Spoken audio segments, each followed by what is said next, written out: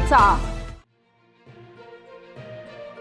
सटाणा शहरातील प्रभाग क्रमांक 2 मध्ये येणाऱ्या चौगाव बर्डी येथील आदिवासी वस्तीवर वीज वितरण कंपनीच्या अचानक झालेल्या बिघाडामुळे एका घरातील विजेचं साहित्य जळून खाक झाल्याची घटना घडली आहे। या दुर्घटनेत विधवा महिला ज्योती कैलास साळुंखे यांचे मोठा आर्थिक नुकसान झाले असून त्यांना तातडीनं नुकसान भरपाई देण्याची मागणी नगरसेविका जयश्री गरुड यांनी केली आहे। ज्योती साळुंखे या चौगाव बर्डी आदिवासी वस्तीमध्ये वास्तव्यास असून त्यांचे छोटे खाणी किराणा दुकान आहे।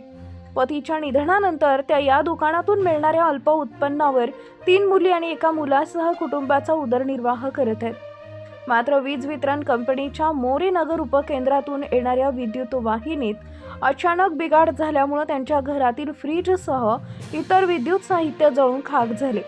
या घटनेमुळे साळुंखे कुटुंबावर मोठं आर्थिक संकट कोसळलंय। घटनेची माहिती मिळताच नगरसेविका जयश्री गरुड यांनी तातडीनं तहसीलदार कैलास चावडे यांना याबाबत कळवले।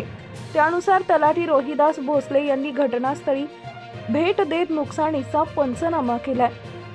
वीज वितरण कंपनीच्या सदोष कार्यप्रणालीमुळे ही दुर्घटना घडल्याचा आरोप स्थानिकांकडून करण्यात येत असून एका गरीब कुटुंबाचं मोठं नुकसान झालंय।